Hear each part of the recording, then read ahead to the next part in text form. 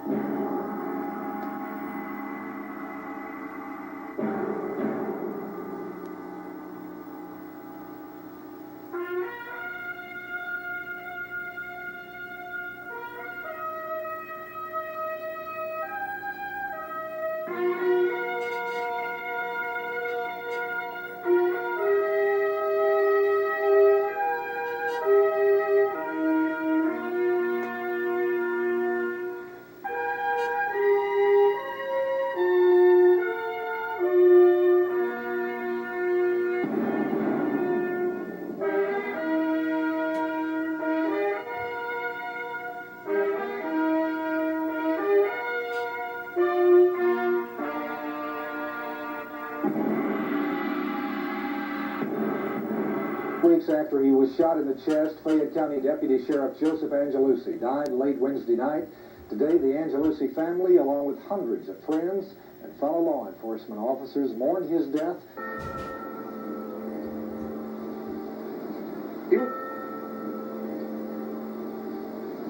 He was in critical condition for about 3 weeks before he died. 24-year-old Fayette County Deputy Sheriff Joseph Angelucci, considered a soldier slain in the line of duty.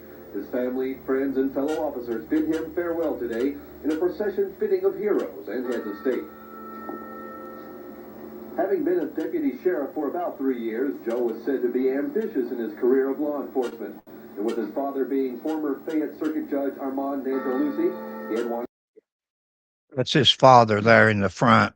His father was a circuit judge in Lexington, Fayette County, Kentucky for years and years and years. He went on to retire from that and become head of the Social Security Administration or Workers' Comp or something here in Kentucky for years. And that was Joe's goal. Joe was been a police officer just as a filler. He wanted the experience and he wanted to just to have something to do while he was going to law school. He'd already graduated UK University and was enrolled in law school. And he, like his father, was going to become an attorney. He just didn't make it that far. Bless his heart. to follow in those footsteps.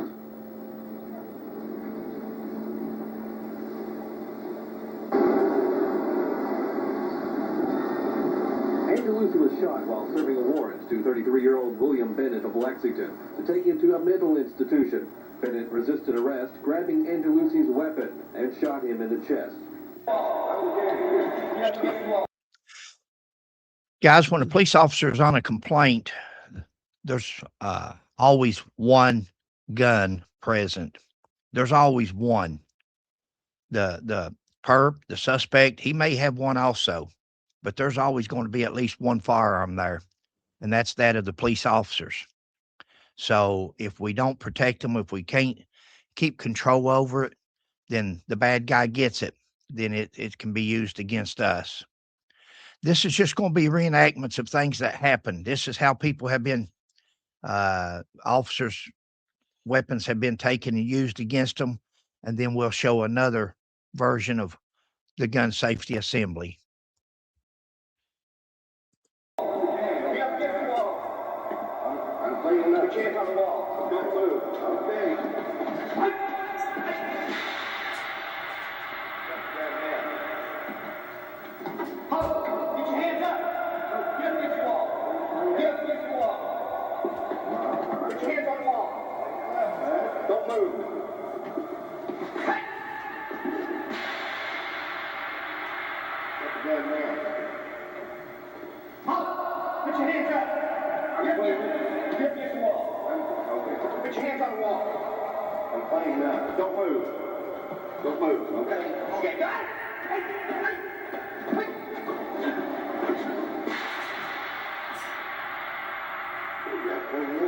What you just saw is 3 different demonstrations of how police officers are being killed with their own weapon.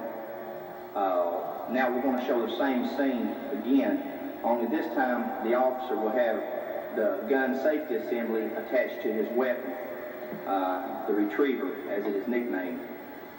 This time we will show the retriever attached to the officer's gun and show put your hands on the wall. Don't move.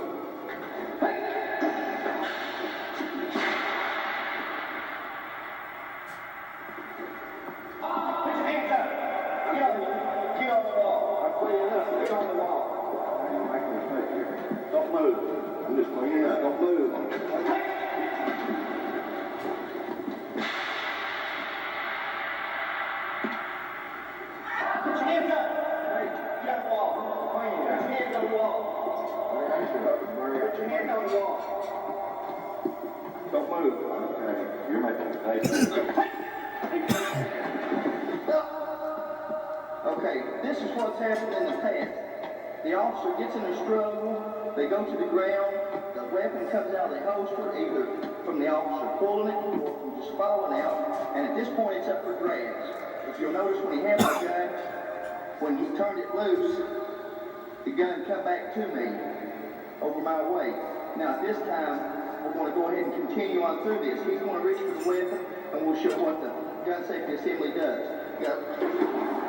As it comes up, put your hands on your head. That's what happened. Put your hands up. Get on the wall. But I'm putting get off the wall. Okay. You're making a mistake here. I'm just playing. Don't move. Okay, I'm just don't move. Now drop your gun. Drop your gun. Slow. Drop the gun as far as you're gonna go. It's got a cable hooked to it. Get it off the cable and get rid of it. And very slowly, what you're doing.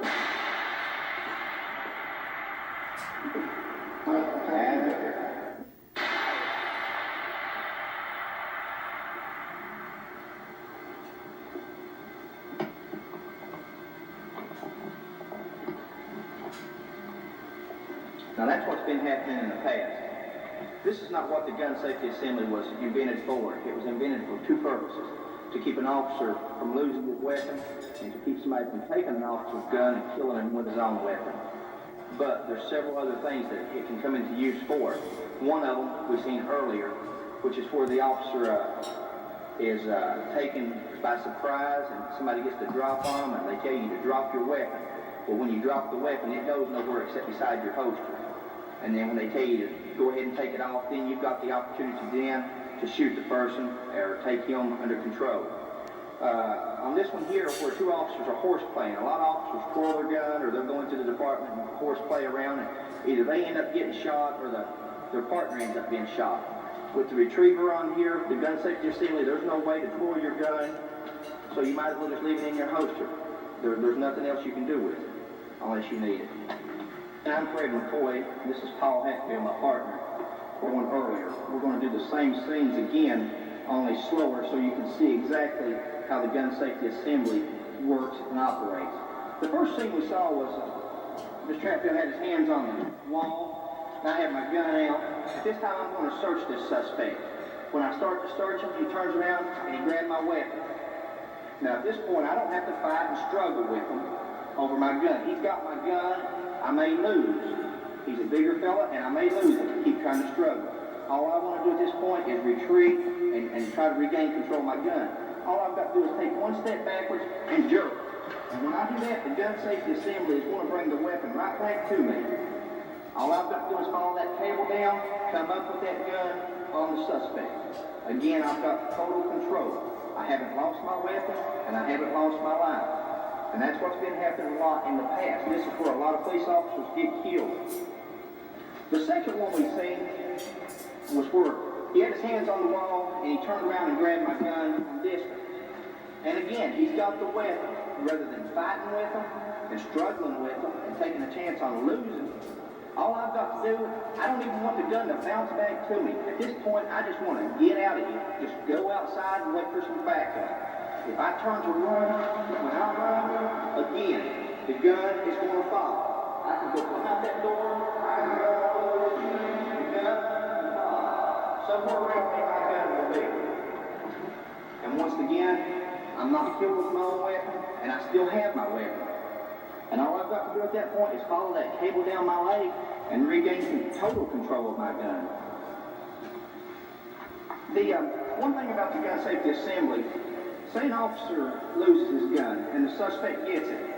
This is all total surprise. You've got to do this fast enough till it's the element of surprise along with this steel cable. But say the officer gets this far to point the weapon at the officer. He's got the weapon pointed at the officer for that nick of time. Watch, we're going to do it in slow motion, but as I pull this cable, it is attached to the butt of the weapon, so when I pull naturally, it's going to pull the butt toward me. As it pulls the butt of the gun toward me, the barrel, once again, is pointed toward the suspect. There's no way he's going to shoot me. He may shoot himself, but he's definitely not going to shoot me with the barrel pointed toward him. And just another little jerk. And again, just a jerk, and the gun will fall right back down my leg to the front, where I can regain control. The third scene that we saw was where I was going to do a double hand search. He's on the wall. I think everything's all right. I've got control of him. I put my weapon away. As I put my weapon away, I start searching him. He turns around. We turn into a struggle. We're fighting. We go to the ground. I don't realize it, but he's going for my gun. I'm just going to try to regain control. But the first thing he went for was my gun. As we fall and go to the ground, the weapon retention cable brings it back to me. it'll bring the gun right back to me. At this point, again, as he gets ready to grab the gun, I jump up, and as I get up, again, I've got control over the suspect. Let it go for just a second, then pause it. One is, why somebody grab the cable? Well, parallel with the arm, there's no slack in it. It's tight, so the person can grab the gun before they can grab the cable. If they grab the cable is so thin that if you get your hand in it and you jerk, you're going to get a cut like you've never had. It will cut you to the bone. We've demonstrated this with different people that thought they could hold it, and it will cut to the bone. The second thing is a lot of people ask, well, what about prone position and what about over your head and different positions shooting? The first thing we want you to do when you get a gun safety assembly is after you put it on your belt and attach it to your weapon, next thing you want to do is make sure your gun's good and safe and not loaded. And you want to point it in every direction that you can imagine. In front, to the side, to both sides, anywhere you want. Up top, you're going in a warehouse and you happen to shoot it over your head. You don't want to pull it out and be right here with that much cable. You want to make sure that you've got sufficient cable to go anywhere you want to. People ask about the kneeling position, prone position. Again, there's nothing wrong with the kneeling position. You've got plenty of room. Strong and weak-handed. The prone position, again, there's no problem with the prone. To the side, there's no problem whatsoever. Get your weapon in and out of your holster from the prone position for training purposes. Again, the only thing this thing can do is be an asset. It's not a hindrance. It does not get in your way. It sits back there and it does nothing until you want it to. On a firing range, what about shooting? Does it bother your shooting? Just as smooth as it can be. Now, we could have had a spring in here that would suck this thing back up plumb inside the holster. If you'll notice when we do this, a lot of times it'll suck it to about right in there. It'll come somewhere to your knee. It should never touch the ground. It should never touch the ground. And even if it does, if it drags the ground behind me, who cares? I could care less if it drags all over the ground as long as I've still got my gun at the end of my shift, or the end of the day, or the end of a struggle with the suspect. So tight that it would retract it back to the holster so hard and fast. A lot of people, when they went to the shooting range to qualify, if they didn't qualify for some reason, they would be blaming the gun safety assembly. We don't want no excuses. All we want is to save lives with this. Therefore, the retention cable itself that's on the gun safety assembly will retract and extend. Cable attached to the officer's gun. The steel cable will retrieve the gun back to the belt in the event the officer's gun is. That right there is Joseph Angelucci's mother and father and his brother. We held a presentation where we gave them, presented them with the first gun safety assembly. Sheila and I did years ago. And that's it on a gun belt attached to a gun.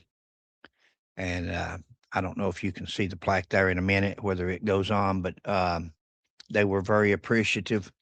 They were some good people. Both of them are deceased now, and but those were some good people, and it just broke it devastated. They still had the other son, of course, and him the same way. Him and his brother was. It was a close family. They were, weren't they, babe? Yeah. They were a very close family, and this is what motivated my brother Barry and my partner Detective Paul Hatfield had gone to a street survival course after Joe got killed, and we attended a street survival course, a 3-day seminar up in Charleston, West Virginia. In fact, that's posted a video picture a while back of us with or a picture of me with Brett Michaels. Poison at the time was big, and they were also there. And me and Brett Michaels, and well, all three of us got to be pretty good friends. Ricky Rocket, the drummer. But go ahead, Punk. Just continue on. All righty. Fall on the ground and knock loose from him. And this is the first retriever that the officer has made. He's dedicated to Joe's memory and given it to us as a memorial, and for which we very much appreciate. So with this invention, the Angelusis pray that the families of other officers won't have to go through this. We know that he knows we remember him, and he would be so happy to know that his friends invented a device that might keep other peace officers from suffering the same fate that he did. In Lexington, Shane Mason, News Channel 36. 27 News First. Sports with Dave Baker. Weather with Tom Harris. And with the latest news, Melanie Glasscock. 27 tonight. Here today in memory of those who have fallen. Peace officers killed in the line of duty are remembered for making the ultimate sacrifice. Good evening, Melanie Glasscock reporting. Across the country, fallen officers were honored on this Peace Officers Memorial Day. In Lexington, a special deputy killed by his own gun while attempting to serve a mental inquest warrant. But as Kimmy Takei reports, friends and family are using his memory to try and prevent similar tragedies. Joyce Angelusi placed a single rose on her son Joe's grave, a mother's greatest tragedy and an officer's greatest sacrifice. Fayette County Deputy Angelusi was killed in the line of duty in 1988. His fellow law enforcement officers joined family and friends in his memory on the National Day to remember fallen officers. He loved his work, and that he loved what he was doing, and that he gave his life because he was fulfilling the oath that he took when he took his job. A job that his father says is underappreciated and undervalued. You know, the first thing you do when you're in trouble, you call for police officers or for help. But then when everything goes good, you never think about them. But they mean so much to the community, so much to the backbone of this country. As a police officer, I know that being a police officer, in fact, is a thankless job, and we accept that fact. But at the same time, police officers should give the ultimate sacrifice of their life. They should always be remembered. That's why Fred McCoy wants to prevent other officers from being killed with their own weapons. We came up with a device known as the Retriever. The patent name is the Gun Safety Assembly, which is a steel cable attached to the officer's gun. And when somebody takes the gun or you drop the weapon, the gun will retrieve back to the officer's side. Joyce Angelusi says her son probably would not have died if he was wearing the Retriever. Akemi Takei, 27 News First. Guns. The Retriever is a cable-like gadget that keeps an officer's gun by his side. Unfortunately for us, it came 6 years too late to save Joe, but we have great hopes that another officer will not have to make that sacrifice. This day is very touching to me. It brings, with all these police officers here present to remember Joe and in honor of Joe, with this nice device that Officer McCoy has manufactured and put on the market. It brings back memories of Joe's true devotion to law enforcement. And a lot of police officers are killed each year with their own weapons. And again, in 1988, Kentucky had 2 police officers killed, Joe Angelusi and then Kentucky State Trooper Johnny Edgerton. Those officers were shot with their own guns. And we think this device will help save lives. Through a special memorial fund, the Angelusis want to provide the Retriever to other police departments in hopes other officers won't have to pay the ultimate sacrifice. In Lexington, Lee Searcy, 18 News. Hey, guys, that right there is the Retriever. That is the patent, U.S. patent. You can see the patent number. You can go Google it, and U.S. Patent Office in Washington, D.C., and this will come up. It's under McCoy. Again, we were in that street survival course, and it was a 3-day course, went to 1 day, and all it was is talking about keep the will to live, keep your gun, keep this, and they're telling police officers that, but police officers are still being killed. I sat there in the hotel room. I didn't go the second and the third day. I started coming up with an ideal, and it come off of the ideal of the old keychain. Remember the keychain you janitor at the school would carry, or and you had it attached to your keys so you wouldn't lose your keys. It came up from that. Only we worked on it and perfected it and put a steel cable. That cable's strong enough to tow a car. You can hook your gun belt around a bumper of one car and hook that clip to the bumper of another, and it will pull the car. Now, it ain't going to take off at 60 miles an hour, but it will pull a car. That's how strong it is. If it's strong enough to pull a car, it's strong enough to retain your weapon for you. It was a good device and good safety device. The thing about it was we were better at inventing things than we were at marketing them. We had Galls, a marketing police company that wanted exclusive rights to it, and we didn't want to sign exclusive. We wanted to let other people be able to produce it, and that was a mistake. We should have gone with Galls in the beginning. What? Yep. And That's all right. It's Sheila, all good. and Sheila told me that's another time I should have listened to Sheila in life, because Sheila said, why not go for a sure thing? Why not let them, if they're wanting to do it, why not let them do it? But we didn't. And the retriever never went anywhere. There's been police officers that's been killed with their guns since. It happens every year. There's been ride-alongs where a minister or somebody will be riding along with a police officer in L.A. I remember we were featured in every law enforcement magazine around the country for years with our device. And they took a police officer's gun in L.A. after they shot and killed the police officer. They went over to the car and shot and killed the ride-along minister that was with them. And just so many things that, not counting the police officers that have lost their guns throughout the years and never found them, or have to spend hours out in the woods searching, trying to recover their gun. So, but Sheila, thank you for all the work.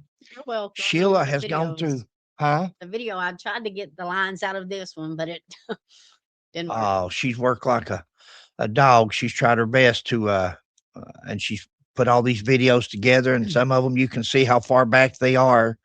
Brings back a lot of memories with Joe's mother and father and brother. Yeah. Brings back a lot of memories of Joe. Me and him was best friends in the academy. Hell, again, we were roommates. Me and him were in the room together for the 10 weeks that we were there. The academy was only 10 weeks at that time. It's probably double that by now. But guys, I hope you enjoy it. There's more pictures here. So Okay. Well, are they there now, or are we yeah, going to no, they're go ahead there. and let them play then? We'll I'll try to show comment. you here. Yeah. It's got your invention there, and there's There's all the things that the retriever. patent attorney, there was a patent. There's my buddy. That's old Joe, 24 years old. That was his badge that his mother turned into a necklace, and she wore it from the time he died till probably she passed away, I imagine. He passed away in November. Yeah, it was right before Thanksgiving. I remember hearing it on the news. There's Johnny Edrington. That's a Kentucky State Trooper that was killed the following month in December of 88. Yep. He was shot and killed with his own gun. So we had 2 officers that year, and after that, we got on Sheila and I especially, and discussing things, and along with my brother and my partner, Detective Paul Hatfield. We were both detectives for the Pike County Sheriff's Department at one time. Go ahead. Oh, Is that it? that's it. That's the last one there. I ended with Mr. Adrian. Okay. So Babe, you got anything? no, just I felt sorry for the families there, but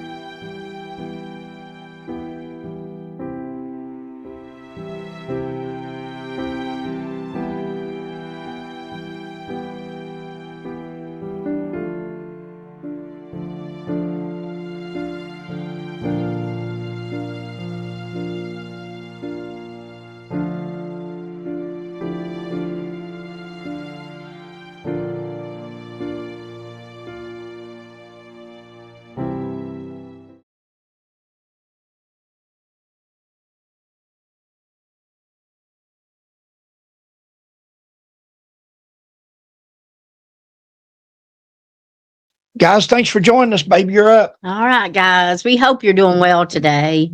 Thanks for watching. Please like, subscribe, and share. And we'll catch you on the next one. Bye. God bless.